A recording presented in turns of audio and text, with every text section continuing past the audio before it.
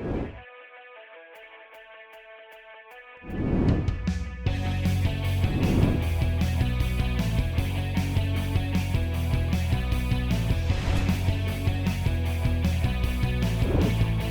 you thought week 2 couldn't be any better than week 1, then you'd be absolutely right. Ladies and gentlemen, welcome back to the TVD College Football Show with your host, I'm Mason. Along for the ride with me, my brother in Christ, Isaac. And our producer, Joey, is out sick today. He's not feeling well with a sinus infection. We'll miss him, but we still got everything for you.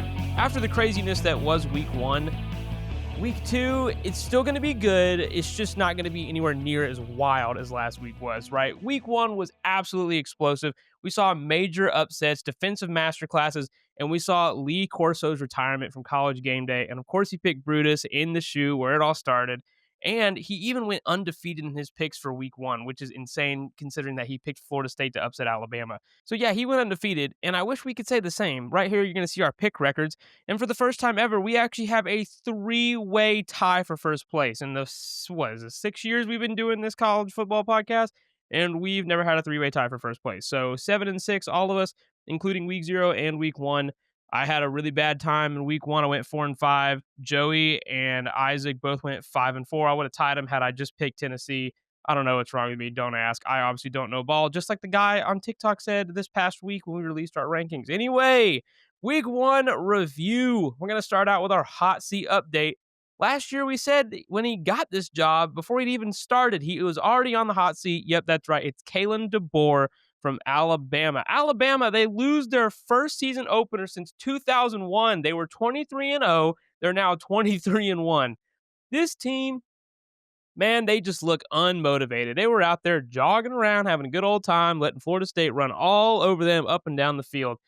I mean, you've got rumors swirling of players door dashing food to the hotel at 2 a.m., sneaking their girlfriends into their hotel rooms, and even being late for the team bus. Now, I'm not going to sit here and say that all of that's true. It's just what's swirling around. And if it is true, this is not a good look for Kalen DeBoer or Alabama. Even his press conference this past Monday, he even looked like he didn't know what was going on. The reporters asked him, like, last week you said that you felt like you had a good week of practice before Florida State. And he's like, I said that? And he's like, yeah. It's not looking good for Kalen DeBoer. I even had a friend compare him to Mark Richt, which is so funny. I understand why, but come on now. Anyway, fans are now, man, I've got Alabama fans or friends who are fans of the team. They're nervous about playing UL Monroe this weekend. Now, I understand that that was like one of those big upsets that they had against Saban in his early days at Alabama, but even for them to be like nervous about a game like that is kind of insane to me. In Saban's entire career, he only lost 3 games he was favored in. DeBoer is 4-14 in just his second season at Bama. This is definitely not a good look for them.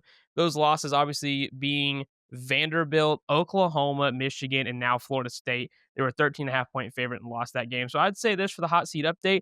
Yeah, that thing is on fire, and he has got to put it out quick, and he has got to make the playoffs this year. That's the only way he's going to put that seed out, is either making the SEC championship or making the playoffs. It's not looking good for old DeBoer. Isaac, any final thoughts before we move on from this segment? Man, I'm gonna just say that I had a colleague at work who, obviously, my friend Jim. He's a big Florida State fan. He goes to a lot of games in Tallahassee, and I had another colleague who was like, "I don't know why he's going to that game. I mean, it's Alabama." And I looked at him and I said, "Because Florida State's going to win. That's why."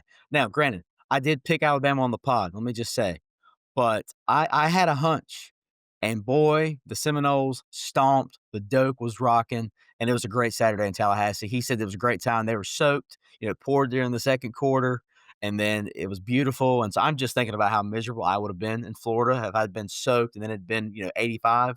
And then it rained again after the game, and he said, "Yeah, I didn't storm the field with everybody else because I was soaked, and honestly, I just didn't want to fool with it." But nonetheless, what a great time for Florida State fans. And listen, who knows? The Noles might be back. Great win for Norvell and DeBoer.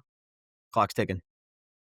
Absolutely, the clock is ticking. I mean, I even said last week that, I was not going to pick Alabama on a road game in Ty Simpson's first start to in a stadium that is so crazy. That atmosphere, like you said last week, it's going to be rocking, and it was.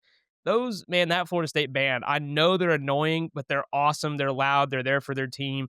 But yeah, I said that I was not picking Alabama to cover a spread that big on the road in Ty Simpson's first start, and Yeah, man, I ended up being correct. But since we're already there, let's review Florida State versus Alabama. Alabama on their first drive, they had a 9-minute touchdown drive, and they actually looked for the first 9 minutes of the game like the best team in the country. And like my friend said, hang the banner for that one because after that, it took a turn. Even when they missed a kick early, because they missed a field goal, it seemed like the tide was so back to the early ages of them having a crazy offense and no kickers. After that, though, FSU would go on to score 24 unanswered points. Like I said, they were running up and down the field. And Tommy Castellanos, boy, did he call his shot. We mentioned this last week. Take a listen to this clip of Tommy Castellanos from this past summer. We stand on what I said, the confidence that I have in my teammates and the way we've been preparing and, putting this preparation together this offseason. I just feel confident in the guys and the work that we've been putting in. So, Dude literally did it. He pulled a Babe Ruth. Castellanos would go 9 for 14 passing for 152 yards and 16 carries for 78 yards.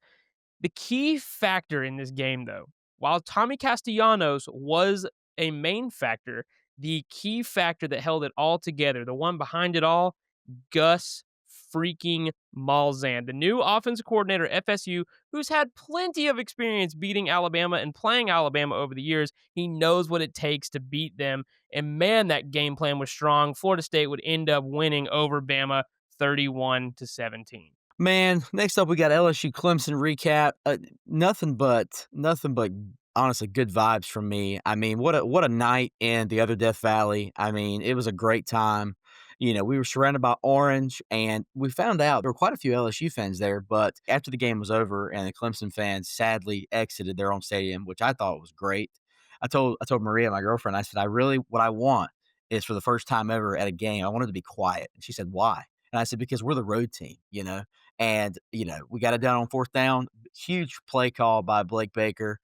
The spy for Perkins, like that was 2022 Harold Perkins, his freshman year. That was a beautiful play call. A spy on Klubnik. He got it done. And just looking at it, I mean, it was a great close. And we could talk about how, Joey pointed out in the chat after the game, he's like, fourth down, you need 4 yards. You're on the 10-yard line or 12-yard line, and everybody goes to the end zone. Like, it's just ridiculous. And we could argue that's the case. I don't really care. I didn't want them to go to the end zone. I want them to get 4 yards, and they didn't. So, great game. I mean, LSU defense looked better than it has in years. I mean, the last time that defense looked remotely that well was the Arkansas game in 2022 when Harold Perkins had like 7 sacks or whatever. That was a crazy game. Now it was like a 10-3 win, super I was about to say defensive. that game was pretty close, wasn't it? It was it was like 10-3. It was somewhere similar to Saturday night, but a couple of stats here. 261 yards allowed, only 31 rushing. LSU, on the other hand, on offense had 108 yards rushing, and it's not much. I know that. And as a team, we only had 356 yards, but we held Clemson at 261. So we had 95 more yards of offense. And for the first time, in my opinion, for the first time in years, we had a game where the run game seemed like it was somewhat there. It's a good Clemson defense. I feel like it'll get better. I think if the O line can continue to block like they did, give up 1 sack out of 45 snaps, an absolutely incredible game. The offensive line did a lot better than I thought. I really thought Clemson's defensive front was going to put a lot of pressure on Nuss, and I felt like we did a better job at getting to Cade than they did to Garrett. I felt like as a whole, Weeks was a beast getting through the line. His brother West, number 33, was on the field a lot. That was cool. Perk was back. Perk was playing well. We had the secondary played really well, forced a lot of stops, and the LSU run game, 108 yards. I'm okay with that. I can live on that. I had obviously to get better, but Garrett was 20 of 38, threw for 232 yards, 1 touchdown, and it was the touchdown we needed. And to be fair, it was really cool actually. It was the brother. So there was a DB. I can't remember his name, but there was a DB who was on Terrace Marshall Jr. in the 2020 national championship. Who his younger brother is now on the team, and he was guarding Trades Green on our touchdown pass in the fourth quarter. And, well, the story goes both of those guys from LSU scored. So, really, really cool. And Trades Green, I think he'll be big on offense. He was 6'7". He's 6'7", and so I think he'll be big in the red zone moving forward. But really just a great time, a great game by the Tigers, the LSU Tigers, that is. And I think that it's going to be fun next season when Clemson comes to Death Valley South, the real one. I think it'll be fun. Clemson, they're still a great team, and I think they'll make a push. Obviously, they should run the ACC. But go Tigers! LSU got a big win, and yeah. And finally, last game we're going to talk about, we had 3 big games this weekend. And what's so crazy, you usually got to wait till like the 3:30, maybe, and you normally the 7 o'clock slate until you get like that big game. But we had 3 big ones. My heart was pumping all day long, bro. We had the LSU Clemson on the nightcap. We had Alabama Florida State at the 3:30. But at big noon kickoff on Fox, yep, we had Texas versus Ohio State. This game was something, man, you just couldn't write a script for it, dude. Game day is in Columbus. Lee Corso's retirement Saturday. He picks Brutus on the field before kickoff. Preseason Heisman favorite Arch Manning is on the field in his first road start. But man, if this game was not a defensive masterclass, Ohio State defensively, they didn't miss a beat even after losing all of that talent. Arch Manning, however, yeah, that guy missed a beat. I understand. Listen, okay, I heard this argument a lot. Well, the Shoe's a tough place to play, and they have a good defense, and it was his first road start. I understand that. I get it. But you're talking about textbook slants, textbook swing passes, designed run for a QB that has been so hyped up, has playing experience last year, not against great teams, but has playing experience last year. And he's overthrowing guys. He's putting balls in the dirt 2 feet behind behind his receivers. I don't understand. Arch Manning was 5 for 10 for 26 yards in the first half, and he ended the game with a QBR of 58. This is not what you would expect out of your preseason Heisman favorite. I just don't understand the hype. I said this last week. This is why I picked Ohio State, and I said I wanted Ohio State to win for this reason. I just did not understand the hype around Arch Manning. I just had not seen anything out of him that was like, oh yeah, this guy's generational talent, except for his last name is Manning. Julian Sayin, on the other hand, dude looked phenomenal. First game jitters obviously there, but he had a really solid start. 13 for 20, 126 yards, 1 touchdown, and a QBR of 74.5. And the other star of this game was actually not Jeremiah Smith, but wide receiver Carnell Tate, who had 2 receptions for 49 yards and a spectacular touchdown grab that he bobbled off the knee, pulled in, and caught to give them a 14-0 lead. It doesn't sound like a lot, I know, but in a defensive matchup like this, that's a lot. He literally made the difference. You'll want to keep your eye on this kid. And right now, Ohio State is the clear-cut number 1 team in the country, but Texas, yeah, they got a lot to work on. Now it's time for our game of the week. Our game of the week is going to be 15th ranked Michigan. The Wolverines heading to Norman to play the 18th ranked Sooners of Oklahoma at 7:30 p.m. on ABC. Spread, Oklahoma 5.5. Isaac is still a little salty about Bryce Underwood at Michigan. For those of you who didn't know, Bryce Underwood was a 5-star quarterback recruit. Obviously, he's the starter for Michigan this season because they don't have anybody else because, there was a scandal. They won a championship. Everybody transferred, blah, blah, blah, blah, blah. But Bryce Underwood was committed to LSU, and then at the last minute of signing day I think it was been last season, might have been the spring of 24, he flips his commitment to Michigan after what they have called apparently is this champion circle NIL collective for the Michigan Wolverines, who just so we're clear, it doesn't make much sense because they say go big blue, but they're the Wolverines, kind of like Tennessee, go big orange, be the Volunteers, pick a mascot. But they offered him a $10 to $12 million NIL package. He flips from LSU, and it is what it is. Let him go play in the Big Ten if he wants to play in some snow.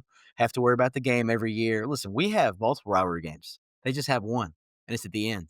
And over the past few years, they've done well. But I'm just saying, Baton Rouge is a place to be. Ann Arbor is not. Carry on.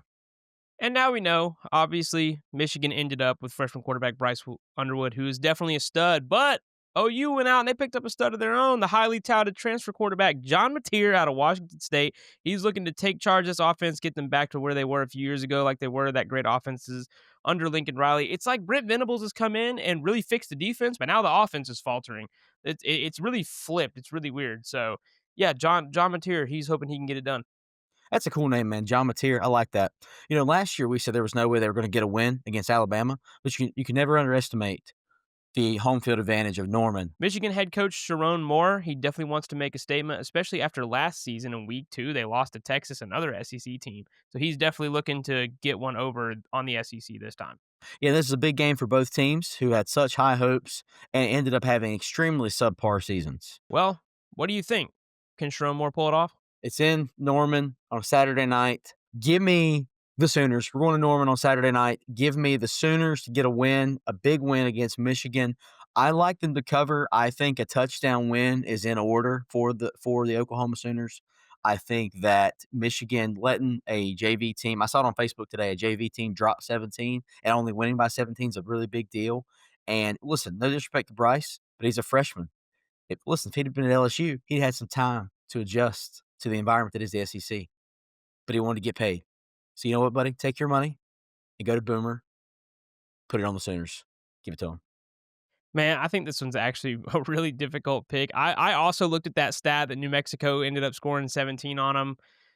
And Norman's a tough place to play, and John Mateer is going to play really well. I just know it. I think this game is really going to come down to who has the better defense. Man, give me Michigan. Here's why.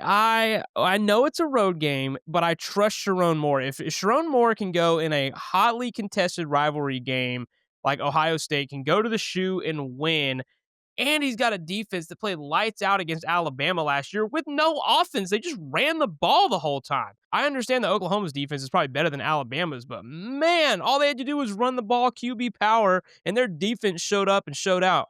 So give me Michigan in what will be, I think, an offensive game, but the defense has got to be the thing that stands up. That's what it's gonna come down to. So give me the Michigan defense to win this game. And we do have Joey's picks for you. Joey is also picking Oklahoma with Isaac. All right, now we've got 11th ranked Illinois coming to Durham, just a few miles down the road from me in North Carolina, to take on the Duke Blue Devils at 12 p.m. on ESPN. Illinois, they come in ranked at number 11 after this Week 1 AP poll and all the shakeups we had, riding a smash-mouth football opening win, and they are loaded with returning starters, highlighted by quarterback Lou Altmaier, who went for 217 yards and 3 touchdowns last week, wide receiver Hank Beatty, who went for 108 receiving yards, record 133 punt return yards, including a punt return touchdown, and a dominant defense anchored by Gabe Jacobs. They're returning 16 starters from last year's 10-win squad. Illinois boasts one of the most experienced rosters in the nation.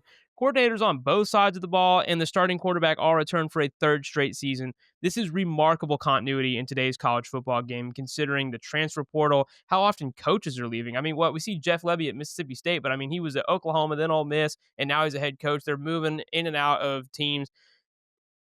But yeah, this is great continuity. They're a reloaded team. They look like they got a big win this past week. However, now comes the real test. Road game, trip to Durham in an energized stadium with an energized Duke squad. Isaac, what do you got for me on Duke? Well, Duke is led by former Tulane quarterback transfer Darian Mensah, who dazzled in his debut. He had a great night in Durham. He had 389 yards, 3 touchdowns. Duke's offense promises explosiveness. Mensah's portal move was one of the most hyped in the offseason, and it was valued at $8 million worth of NIL money. And I'll be honest, I was shocked to see it because he had a great season at Tulane. And Tulane, they were rolling. They had K-State on the ropes last season. Tulane being in New Orleans, a few miles down the road from the Tigers. It's a really big rivalry. I wish they'd bring that back. Big rivalry down in Louisiana. But Darian Mensah's a good QB, and he delivered right out of the gate. Duke's front seven suffocated Elon, 3 sacks, 10 tackles for loss.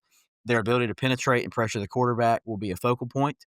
Under Coach Manny Diaz, Duke looks to capitalize on the 2024 season where they went 9-4 and really make a statement with a win like this against a top 12 Illinois team. Duke under Manny Diaz is not an afterthought anymore. They're a confident squad, and they're looking to prove that they belong. So, Isaac, do they do it this week, or do they come in and prove that they're the real squad? Man, I've got to say, last time I looked at this, I believe Illinois was a 2.5-point favorite, if I'm not mistaken. It's a very close line. This is a tough one because Duke at half was up 9-6 or 10-6 on Elon. Super close. I almost was like, man, I think Elon's going to win this game. And then the second half happened. Man, I got to be honest. It's a Saturday noon game in Durham. Duke is looking to make a big win. It's a day game. Illinois, they've been good in football. It's weird saying Illinois is a football school and they have a good basketball program. Whew. I don't love this pick, but I am going to go with The Duke Blue Devils. I think Duke's gonna get it done on Saturday. It's gonna be a big one. I don't love this pick, but I'm gonna roll with the quarterback. I'm gonna roll with Darian Mensah and the Duke offense. I think that he's gonna show up, and it's gonna be a big upset for Duke on Saturday in Durham. I don't love it. I very well might miss, but I've got the boys from Durham. So I came into this week really thinking that, man, like we got a lot of boring games. I'm gonna know a lot of these off the bat, but now I don't even know, dude. Illinois or Duke? Like Illinois is a really good team, but I trust a lot of I trust the player that Darian Mensah is. I trust Manny Diaz. Gosh, man, this is so difficult because it's on the road. Man, I think this is if this was a night game, I would have to pick Duke, but I'm gonna go Illinois here. I'm gonna play it safe just a little bit, but I really do think that they have a lot of returning starters. They're gelling really well. Returning coordinators on both sides of the ball that know how to play call well. So I think I've just got to go with the experience here. And if I'm wrong, I'm wrong. That's cool. If Duke gets a big win, that's awesome, man. Like sometimes, like yeah, we get these picks wrong, but it's so fun seeing these teams that you don't think have a chance like come out, play a great game. And even if they don't win, if it's close, like if they're like it's disappointing for sure, but like if they're close and they're playing really well, it's awesome to see. It's fun to see. And it actually makes the game more fun and more enjoyable. Except when it's Alabama. But luckily we didn't have to do that this week. We got to see Florida State win a game. So which is not we didn't see that a lot last year. And Joey is picking Illinois as well. It's time to head to Iowa for the Cyhawk Showdown. That's right, it's Iowa versus number 16 Iowa State at 12 p.m. on Fox, and it's Iowa State favored by 3.5. Here's the Cyhawk breakdown.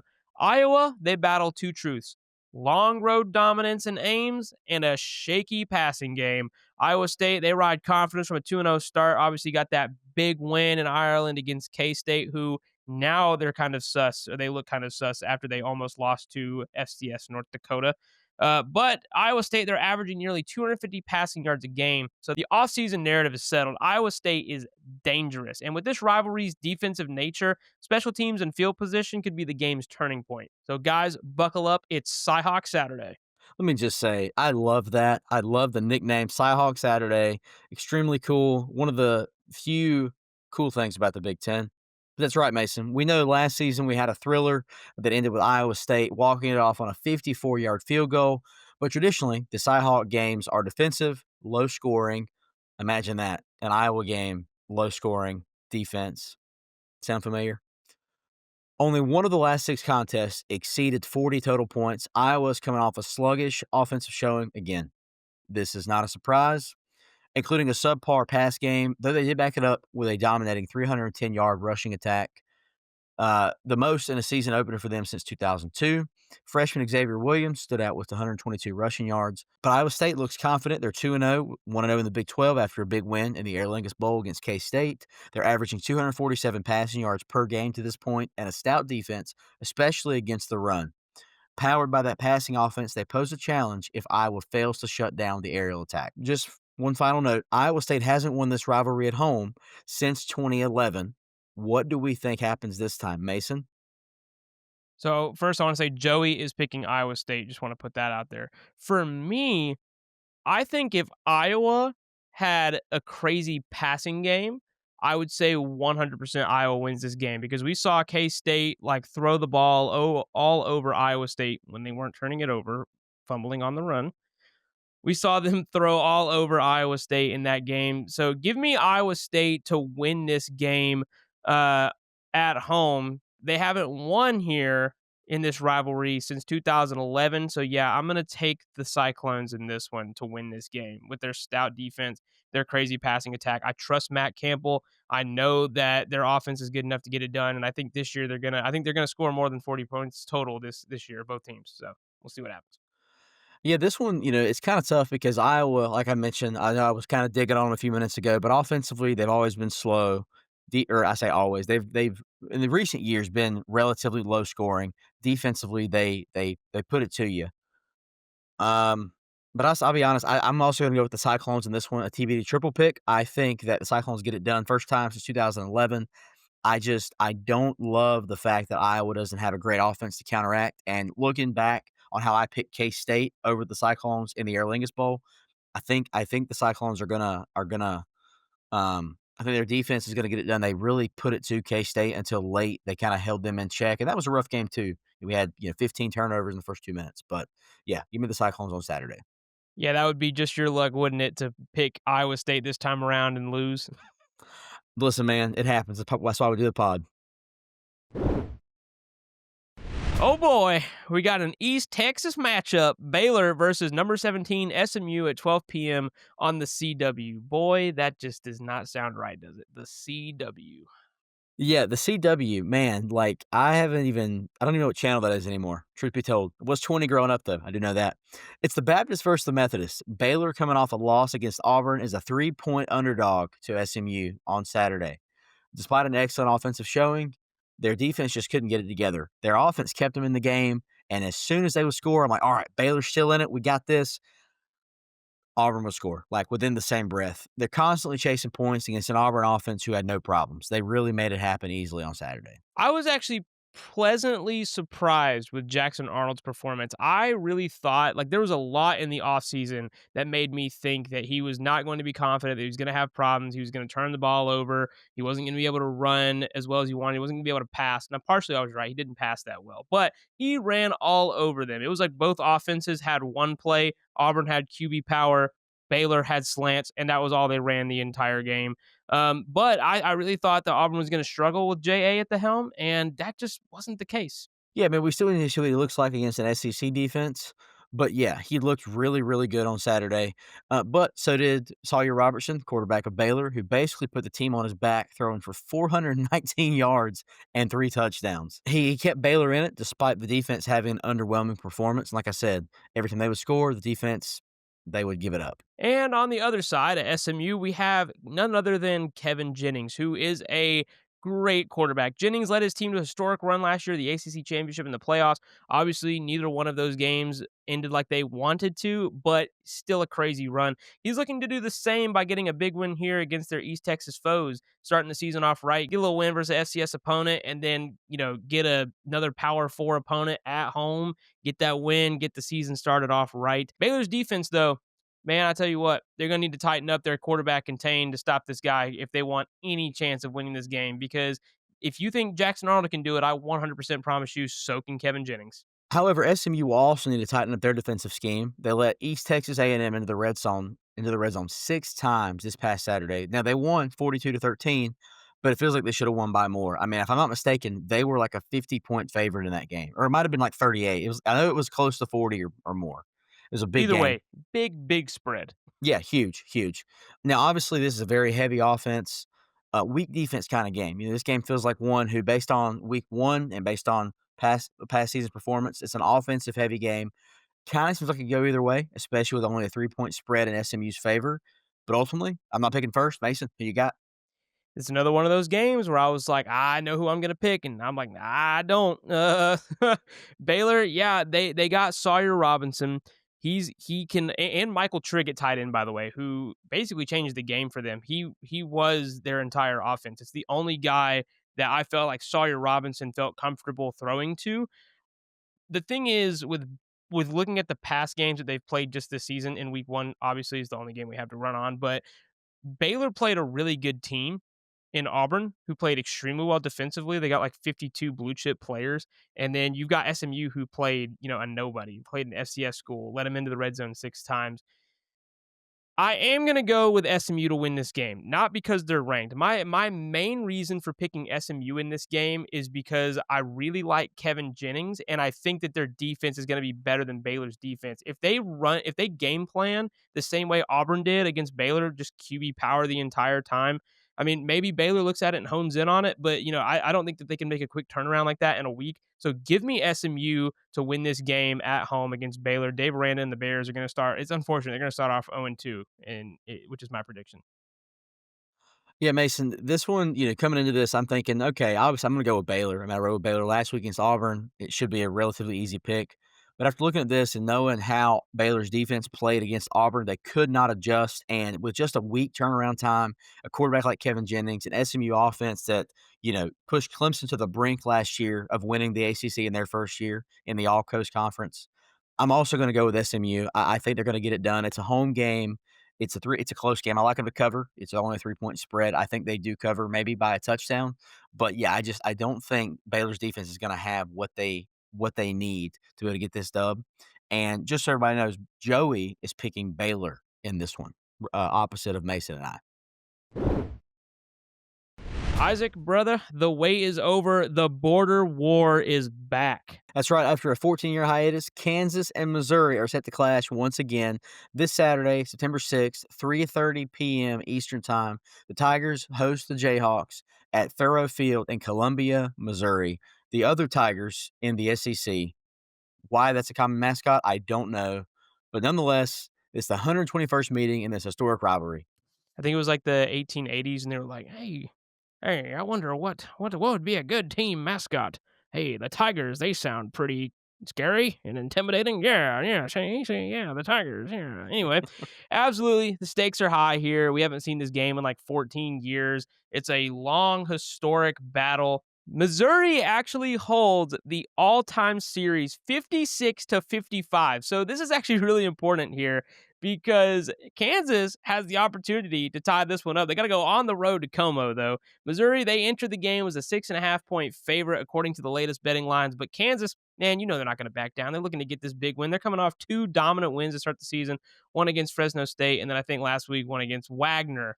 I don't know why I knew that, but I guess I just saw it. Yeah, Kansas against Wagner, 2 big dominant wins, and they've got the guys to do it. Yeah, I mean, no disrespect, though. They've outscored their opponent 70-14 in the first 2 games of the season. But again, it was Fresno State and Wagner. I barely know. But Missouri, and I know we're going to talk about them in a second, but Missouri played Central Arkansas and scored like 70 points on them. I'm just saying that. Listen here, We don't brother. really, yeah. I'm not going to defend Mizzou either. I'm not going to defend Mizzou. It's okay. It's okay. Now, Kansas quarterback Jalen Daniels has been super efficient. The defense has been stifling. Again, Fresno State and Wagner can't even really point on the map. I know where Fresno State is. It's in the name. Wagner, it's probably in Texas. I don't know. Feels like a Texas school. Texas is big. Feels like it would fit. But they're looking to end a 3-game losing streak to Missouri. And again, they have not played in 14 years, and they need one win this Saturday to tie up the all-time record. Wagner is actually in New York. On the other side, Missouri is riding high after a 60 points, 61-6 victory over Central Arkansas.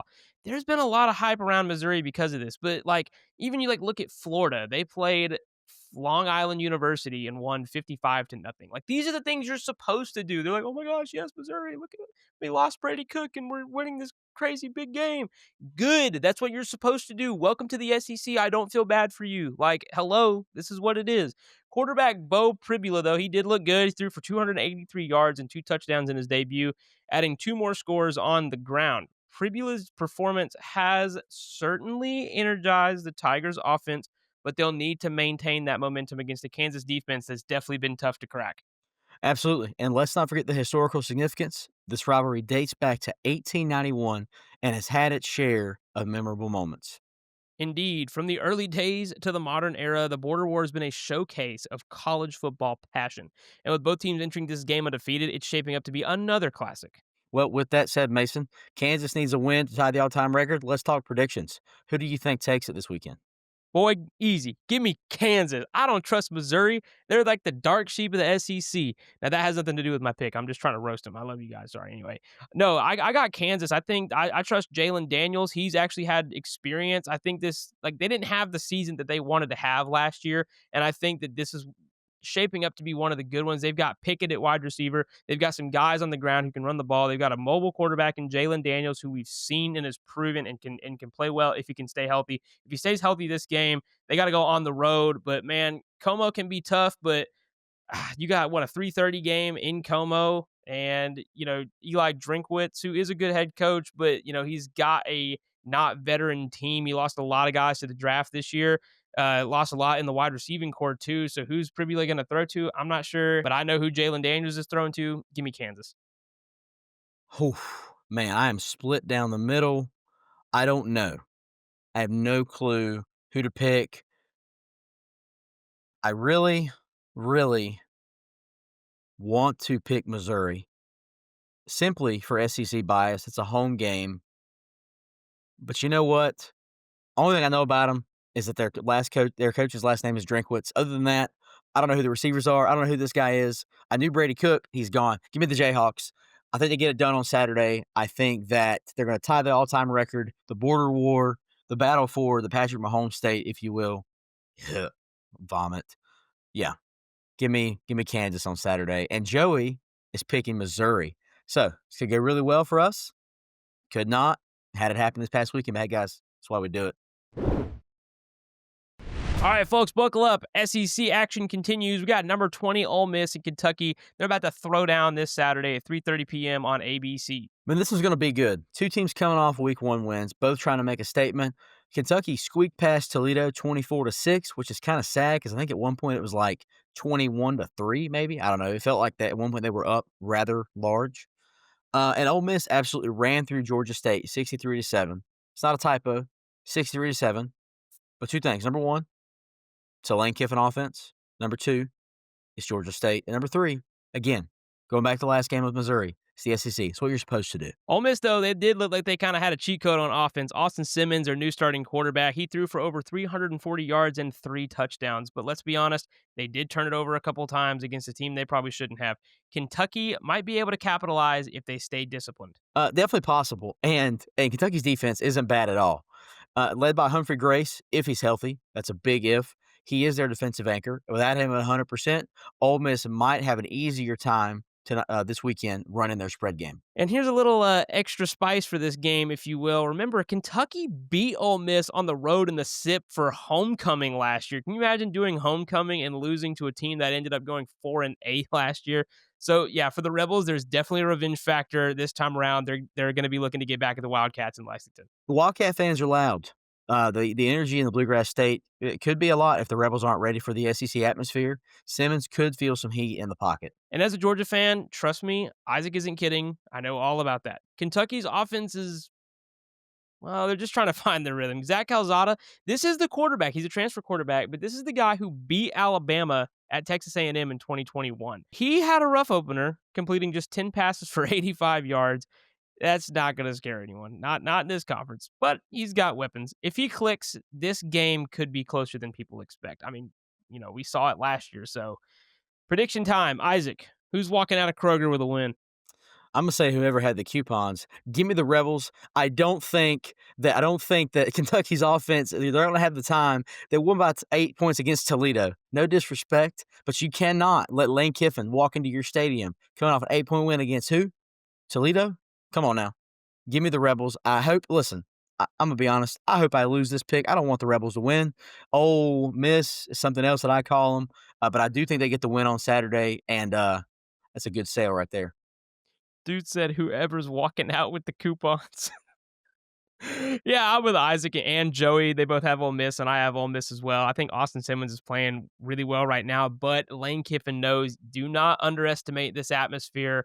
Luckily, it's not a night game, but, this is definitely that revenge factor, but you can't let it be that. You want the revenge, but it can't drive your game. You got to play smart. You got to make good decisions. You got to get the ball down the field and score. You got to hit the open man. You got to run through the hole. It's easy. You just do it, man. And so I think if Ole Miss just goes in there, play smart, does the stuff they're supposed to do, they're going to come away with the win, no problem.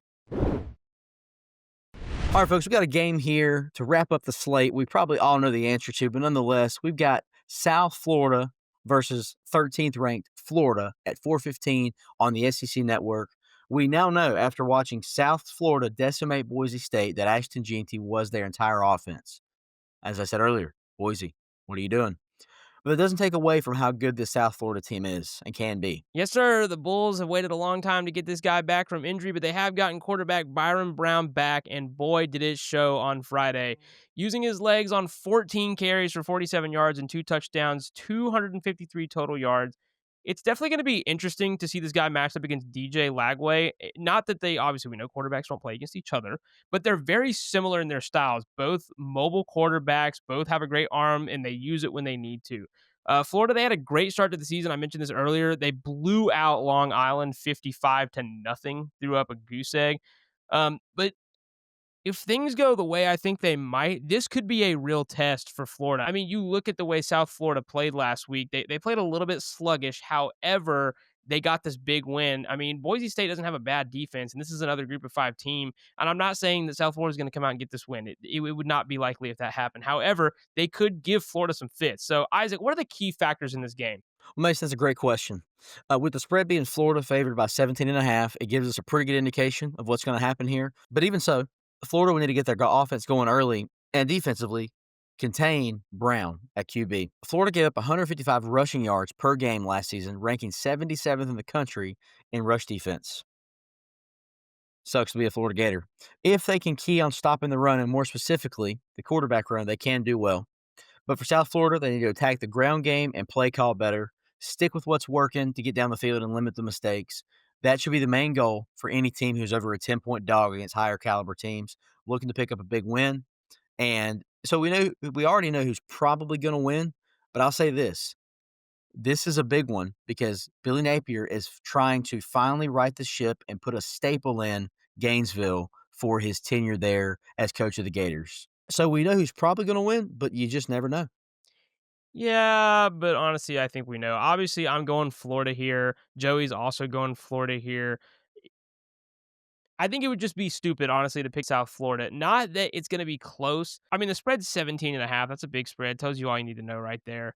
I mean, this is a Group of 5 school versus a Power 5 school with a really good quarterback and a really good defense, and I think they're much improved from last year.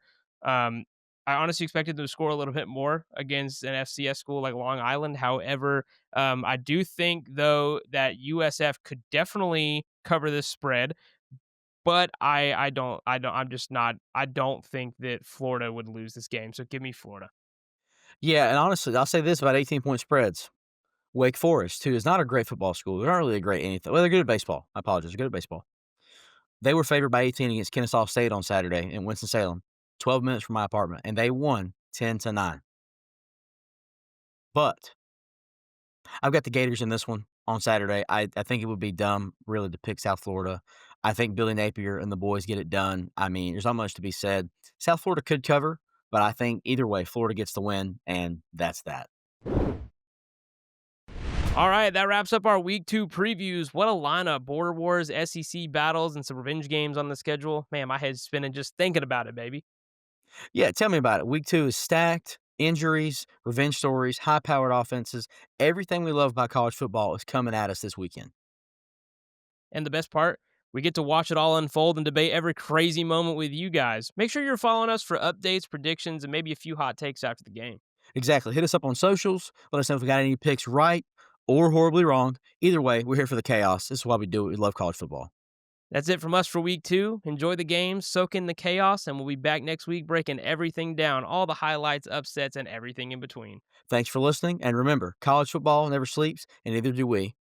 And always remember, No matter what team you pull for, if you're on God's side, you're always on the winning team. Just know that there is a Father in heaven who loves you, who created you. Romans 5:8 tells us that while we were still sinners, while we were still his enemies, he sent his only son to die for us. We're praying for our listeners. If you have any questions about that on the gospel or how to be saved, first of all, the Bible tells us that if you confess with your mouth and believe in your heart that Jesus is Lord and that God raised him from the dead on the third day, then you shall be saved. And if you have any more questions about that, please hit us up on the comments section, hit us up on our DMs on Instagram or TikTok, and let us know how we can be praying for you guys. We'd love to hear from you. We just appreciate you guys so much for listening. If you would like this video, subscribe, leave a comment, and just grow the page. If you like the video, share it with your friends and subscribe. Come back next week because we're going to be here talking some college football, and we're super excited to see you after week 2 as we head into week 3. Bye-bye. later.